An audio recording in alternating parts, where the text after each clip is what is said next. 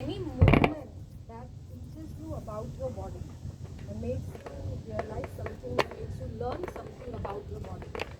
And in the traditional way of learning, the purpose of movement was always that to learn about yourself, to learn about your body, to learn about your spirit, to learn about your mind. It was never to get six pack abs or things like that.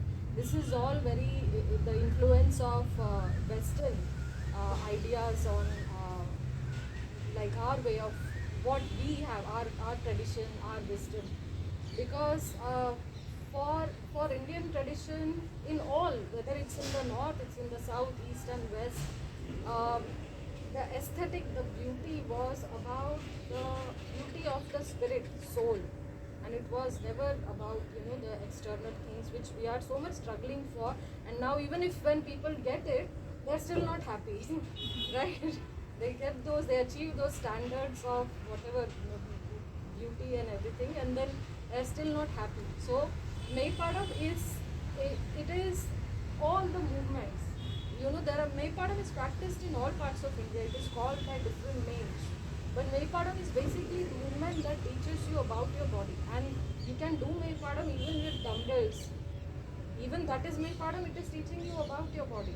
Right? So that's it. You just have to be open to learning about your body. And the thing is, nowadays, unfortunately, it is the way everything is structured, the way social media is and everything. Patience has gone out of the life, everybody's life, our minds, our sensibilities. Patience is gone. So we have this short-term goals about our fitness when the fitness is about long-term. So aren't you going to exist till like your last day? Then how can fitness be short-term till some function, or till your RA is gone, or till MS is gone, or something like that? So fitness is a journey of long-term. It is journey till the last day. It is not a short-term goal, right? To recover from injury, or to look better, or to be able to be a better swimmer, or I don't know, cricketer or something, or better yoga practitioner. No. So fitness is something that has to be, my teachers, a lot of my martial arts teachers, number of them, they say that if till the last day of your life, if you are able to sit in Indian toilet pose, then you have lived your life successfully. So, but now that is gone. That is not there, right? Because unfortunately, in a very misleading way, all the conveniences and facilities that have been brought into our life, they have become very inconvenient. Actually, if you see, they are the reason why we have lost our mobility, why we can't squat anymore, why we can't sit on the floor anymore, right? So that is there. So now we have to preserve it in our body, all this ability through exercise, and we have to take some extra efforts, because right now the level of movement, the amount of movement that modern human beings are doing, that has been the least in the evolution of humans, which is very unfortunate. And that's why we have all these issues. We have mental health issues, we have physical health issues, we have issues on every level. That's the reason. Movement heals a lot of things. Even movement brings into notice some emotional components also in your health which you need to heal. Movement brings it up.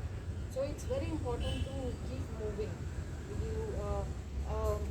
Many people, there is also this weird misconception that tiring yourself is not taking care of yourself. How will you grow if there is not going to be some pain and some tiredness?